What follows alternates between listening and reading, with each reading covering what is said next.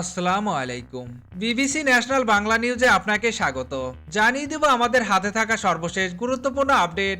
আন্তর্জাতিক সংবাদ। বিশ্বের চোখের সামনে ফিলিস্তিনিদের হত্যা করছে ইসরায়েল বলে দাবি করেছে দক্ষিণ আফ্রিকা। জানিয়ে দেব পাকিস্তানকে ভয়ঙ্কর ক্ষেপণাস্ত্র দিল চীন, উদ্বিগ্ন ভারত। এরপর জানিয়ে দেব সেনাবাহিনীকে হামলার পূর্ণ স্বাধীনতা দিলেন নরেন্দ্র মোদী। এদিকে অ্যাম্বুলেন্সে হামলার সময় আটক চিকিৎসা কর্মীকে মুক্তি দিল ইসরায়েল। সর্বশেষ জানিয়ে দেব পাকিস্তানে অস্ত্র পাঠানোর অভিযোগে যা বলল তুরস্ক। শুনছিলেন সংবাদ শিরোনাম, এখন বিস্তারিত। তবে তার আগে অনুরোধ থাকবে ভিডিওটিতে একটি লাইক এবং কমেন্ট করে জানিয়ে দিন আজকের ভিডিও সম্পর্কে আপনার মূল্যবান মতামত, এবং আরো কমেন্ট করে জানিয়ে দিন ভিডিওটি আপনি কোথা থেকে দেখছেন এবং শুনছেন। এবং আরো অনুরোধ থাকবে, আপনি যদি আমাদের চ্যানেলটিতে নতুন হয়ে থাকেন তাহলে অবশ্যই চ্যানেলটি সাবস্ক্রাইব করে নিত্য নতুন আপডেট সংবাদ পেতে আমাদের সাথেই থাকুন। বিশ্বের চোখের সামনে ফিলিস্তিনিদের হত্যা করছে ইসরায়েল। আন্তর্জাতিক বিচার আদালতে ইসরায়েলের বিরুদ্ধে করা গণহত্যার মামলার শুনানির দ্বিতীয় দিনে দক্ষিণ আফ্রিকার পররাষ্ট্র ও সহযোগিতা মন্ত্রণালয়ের প্রধান জেইন ড্যাঙ্গর এক কঠোর বিবৃতি প্রদান করেছেন। তিনি বলেন, বিশ্বের চোখের সামনে ফিলিস্তিনিদের উপর নৃশংসতা, পীড়ন ও গণহত্যা চালানো হচ্ছে।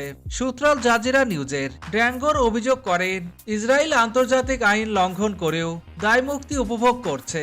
তার ভাষায়, ইসরায়েল এমনভাবে কাজ করে যাচ্ছে যেন আন্তর্জাতিক আইন ও মানদণ্ড থেকে এক ধরনের ব্যতিক্রমী ছাড় পেয়েছে। তিনি আরো বলেন, যদি কোনো দেশ বা সংস্থা ইসরায়েলের অবৈধ ও অমানবিক কার্যক্রমের জন্য তাকে জবাবদিহির আওতায় আনতে চায়, তাদের উপর পাল্টা নিষেধাজ্ঞা ও চাপ প্রয়োগ করা হয়।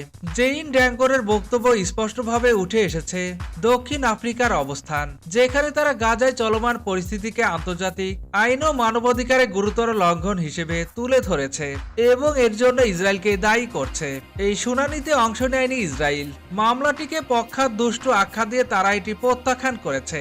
শুনানিতে সৌদি আরবের প্রতিনিধি মোহাম্মদ সাউদ আল নাসও কঠোর বিবৃতি প্রদান করেছেন, যেখানে তিনি অধিকৃত পশ্চিম তীর, পূর্ব জেরুজালেম এবং গাজা ইসরায়েলের আন্তর্জাতিক আইনের সুস্পষ্ট লঙ্ঘন বলে নিন্দা জানিয়েছেন। এদিকে টাইমস অফ ইসরায়েল এক প্রতিবেদনে বলা হয়েছে, দেশটির অর্থমন্ত্রী বেজালেল স্মোট্রিচ জানিয়েছে, ইসরায়েল তখনই যুদ্ধ থামাবে যখন সিরিয়া ধ্বংস হবে, হিজবুল্লাহ ভয়ঙ্করভাবে পরাজিত হবে, ইরান তার পারমাণবিক কর্মসূচি বন্ধ করতে বাধ্য হবে এবং গাজার হাজার হাজার বাসিন্দা উপত্যকা ছেড়ে সরে যাবে। প্রসঙ্গত, নেদারল্যান্ডের হেগে আইসিজের সদর দপ্তরে সোমবার ইসরায়েলের বিরুদ্ধে দক্ষিণ আফ্রিকার করা গণহত্যা মামলার শুনানি শুরু হয়। গাজায় গণহত্যার অভিযোগে মামলাটি করেছিল দক্ষিণ আফ্রিকা। 5 দিন চলবে এর শুনানি। পাকিস্তানকে ভয়ঙ্কর ক্ষেপণাস্ত্র দিল চীন, উদ্বিগ্ন ভারত। জম্মু কাশ্মীরে সন্ত্রাসী হামলার ঘটনার পর ভারত পাকিস্তান সম্পর্ক নতুন করে উত্তেজনার মুখে পড়েছে। প্রতিবেশী দেশ দুটির পাল্টাপাল্টি অবস্থান নতুন করে যুদ্ধের আশঙ্কা তৈরি করেছে।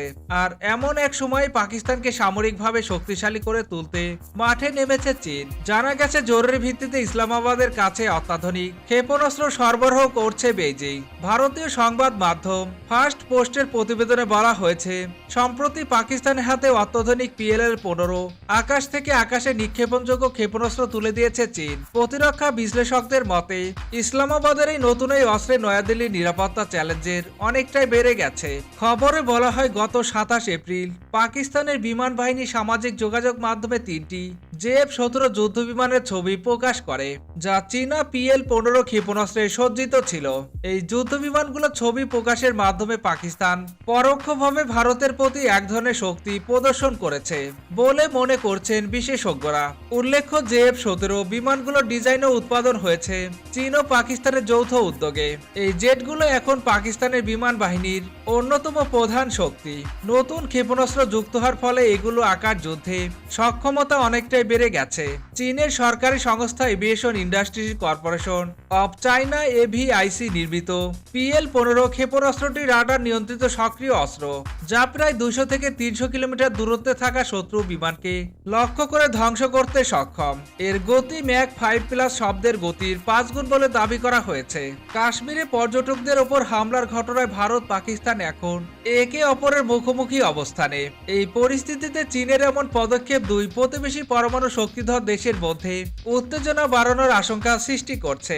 ইউরেশিয়ান টাইমস এবং প্রতিরক্ষা সংবাদ মাধ্যম ক্লাস রিপোর্টের তথ্য অনুযায়ী চীন ভবিষ্যতে পাকিস্তানকে আরও উন্নত অস্ত্র সরবরাহের প্রতিশ্রুতি দিয়েছে। বিশেষজ্ঞদের মতে পাকিস্তান আকাশ যুদ্ধে ভারতকে চ্যালেঞ্জ করার সক্ষমতার দিকে এগোচ্ছে। এই পরিস্থিতিতে ভারতের উচিত নিজস্ব আকাশ প্রতিরক্ষা ব্যবস্থা আরও জোরদার করা এবং বিদেশি মিত্রদের সঙ্গে কৌশলগত সহযোগিতা জোরদার করা। এবারে সেনাবাহিনীকে হামলার পূর্ণ স্বাধীনতা দিলেন নরেন্দ্র মোদী। কাশ্মীরের পেহেলগামে ভয়াবহ জঙ্গি হামলার পর ভারতীয় প্রধানমন্ত্রী নরেন্দ্র মোদী সশস্ত্র বাহিনীকে হামলার জবাবে পূর্ণ স্বাধীনতা দিয়েছেন। এই সিদ্ধান্তের ফলে সেনাবাহিনী এখন নিজেদের পরিকল্পনা অনুযায়ী প্রতিশোধমূলক পদক্ষেপ নিতে পারবে। মঙ্গলবার 29 এপ্রিল ভারতীয় সংবাদ মাধ্যম এনডিটিভির প্রকাশিত এক প্রতিবেদনে এই তথ্য জানানো হয়েছে। প্রতিবেদন অনুযায়ী প্রধানমন্ত্রী মোদী উচ্চ পর্যায়ের এক জরুরি বৈঠকের ঘোষণা দেন। বৈঠকে উপস্থিত ছিলেন প্রতিরক্ষা মন্ত্রী রাজনাথ সিং, জাতীয় নিরাপত্তা উপদেষ্টা অজিত ডোভাল এবং প্রতিরক্ষা প্রধান জেনারেল অনিল চৌহান। প্রধানমন্ত্রী বৈঠকে বলেন, সন্ত্রাসবাদকে চূর্ণ করার জন্য আমাদের জাতীয় সংকল্প অটুট থাকবে। আমি আমাদের সেনাবাহিনীর ওপর সম্পূর্ণ আস্থা রাখি। উল্লেখ্য, জম্মু ও কাশ্মীরের পহেলগামে হামলার ঘটনায় অন্তত 26 জন নিহত হন, যাদের অধিকাংশই বেসামরিক নাগরিক। বিশ্লেষকরা এই হামলাকে 2019 সালের পুলওয়ামা হামলার পর সবচেয়ে ভয়াবহ হামলা বলে আখ্যায়িত করেছেন। সরকারি সূত্র বলছে, পাকিস্তান ভিত্তিক নিষিদ্ধ জঙ্গি সংগঠন লস্কর-ই তৈয়বার সহায়ক সংগঠন দ্য রেজিস্ট্যান্ট ফ্রন্ট এই হামলার দায় স্বীকার করেছে। প্রধানমন্ত্রীর ঘোষণার পরপরই স্বরাষ্ট্রমন্ত্রী অমিত শাহ এবং রাষ্ট্রীয় স্বয়ংসেবক সংঘ RSS এর প্রধান মোহন ভগবত তার বাসভবনে পৌঁছান। ধারণা করা হচ্ছে বৈঠকে দেশের সামগ্রিক নিরাপত্তা পরিস্থিতি এবং সম্ভাব্য সামরিক কূটনৈতিক পদক্ষেপ নিয়ে আলোচনা হয়। ভারত ইতিমধ্যে পাকিস্তানের বিরুদ্ধে কূটনৈতিক চাপ বাড়িয়েছে। পাকিস্তানের নাগরিকদের সব ধরনের ভিসা বাতিল করা হয়েছে। শুধু পাকিস্তানি হিন্দু এবং দীর্ঘমেয়াদী অনুমোদিত বাসিন্দাদের কিছুটা ছাড় দেওয়া হয়েছে। এই সিদ্ধান্তের ফলে ভারতে অবস্থানরত প্রায় 1000 পাকিস্তানি নাগরিক দেশ ছাড়তে বাধ্য হয়েছেন। অ্যাম্বুলেন্সে হামলার সময় আটক চিকিৎসা কর্মীকে মুক্তি দিল ইসরায়েল। গাজা উপত্যকার দক্ষিণে অ্যাম্বুলেন্সে প্রাণঘাতী হামলার ঘটনায় আটক এক চিকিৎসা কর্মীকে ইসরায়েল মঙ্গলবার মুক্তি দিয়েছে।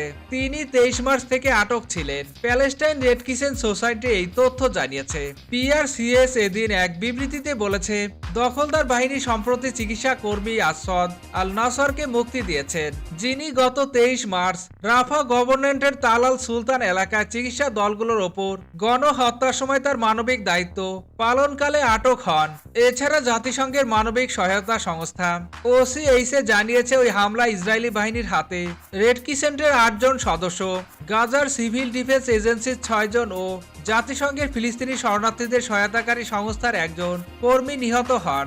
এই হত্যাকাণ্ডে আন্তর্জাতিক নিন্দার জন্ম দেয়, যার মধ্যে জাতিসংঘের মানবাধিকার বিষয়ক হাই কমিশনার ভলকার তুর্কের পক্ষ থেকে সম্ভাব্য যুদ্ধাপরাধ নিয়ে উদ্বেগ প্রকাশ ছিল। হামলার কয়েক সপ্তাহ পর PRCS জানায়, ইসরায়েলি সেনারা অ্যাম্বুলেন্সে গুলি চালানোর সময় আল নাসরাকে বল প্রয়োগ করে তুলে নেওয়ার পর ইসরায়েলি হেফাজতে রাখা হয়। পরে চলতি মাসে প্রকাশিত ইসরায়েলি সামরিক বাহিনীর এক তদন্তে বলা হয়েছে, তাদের সেনারা নির্বিচারে গুলি চালিয়েছে বা শাস্তিমূলক হত্যা চালিয়েছে এমন কোনো প্রমাণ পাওয়া যায়নি। তবে তারা স্বীকার করে যেখানে অপারেশনাল ব্যর্থতা হয়েছিল এবং তারা একজন ফিল্ড কমান্ডারকে বরখাস্ত করেছে। তদন্তে আরও বলা হয়, নিহতদের মধ্যে 6 জন যোদ্ধা ছিলেন, যদিও এর আগে তারা বলেছিল 9 জনই যোদ্ধা।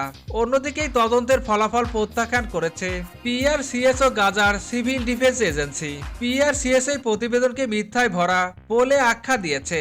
হতাহত চিকিৎসা কর্মীরা 23 মার্চ গাজায় দক্ষিণ অঞ্চলীয় শহর রাফার কাছে বিপদে পড়া মানুষদের ফোন কলের জবাব দিতে গিয়ে নিহত হন। ওই সময় হামাস শাসিত অঞ্চলে ইসরায়েল নতুন করে হামলা শুরু করেছিল। প্রায় 1 সপ্তাহ পর তাদের মরদেহগুলো উদ্ধার করা হয়। এবারে পাকিস্তানে অস্ত্র পাঠানোর অভিযোগে যা বলল তুরস্ক। ভারত শাসিত জম্মু কাশ্মীরের সাম্প্রতিক প্রাণঘাতী হামলাকে ঘিরে ইসলামাবাদ ও নয়াদিল্লির উত্তেজনার মধ্যে গুঞ্জন ওঠে পাকিস্তানের সামরিক সরঞ্জাম বহনকারী বিমানে অস্ত্র পাঠিয়েছে তুরস্ক। তবে অভিযোগ উড়িয়ে দিয়েছে দেশটি। মঙ্গলবার 29 এপ্রিল আনাদোলো এজেন্সির প্রতিবেদনের বরাতেই খবর জানিয়েছে বাংলাদেশের রাষ্ট্রীয় বার্তা সংস্থা বাসস। তুরস্ক সরকারের যোগাযোগ অধিদপ্তর সামাজিক যোগাযোগ মাধ্যম X-এ এক পোস্টে জানায়, তুরস্ক পাকিস্তানে অস্ত্র ভর্তি 6 6টি বিমান পাঠিয়েছে। শিরোনামে কিছু সংবাদ মাধ্যমে প্রকাশিত খবরটি সত্য নয়। তুরস্কের পক্ষ থেকে বলা হয়েছে, একটি তুর্কি পরিবহন বিমান শুধু জ্বালানি ভরার জন্য পাকিস্তানে অবতরণ করে এবং পরে নির্দিষ্ট গন্তব্যের উদ্দেশ্যে বিমানটি পাকিস্তান ছেড়ে গেছে। তুরস্কের president Recep Tayyip Erdogan Bharat ও পাকিস্তানকে সংযম বজায় রাখার আহ্বান জানানোর পর দেশটির পক্ষ থেকে ইসলামাবাদে অস্ত্র পাঠানোর অভিযোগটি ভিত্তিহীন বলা হলো। গত রবিবার টাইমস অফ ইন্ডিয়ার প্রতিবেদনে বলা হয়েছে, 27 এপ্রিল তুরস্কের বিমান বাহিনীর একটি হারকিউলিস 30 কার্গো বিমান করাচিতে অবতরণ করে। এতে নানা রকম সামরিক সরঞ্জাম ছিল। তুরস্ক পাকিস্তানকে প্রতিরক্ষা সহায়তা দিচ্ছে, এটি তারই ইঙ্গিত বলে দাবি করে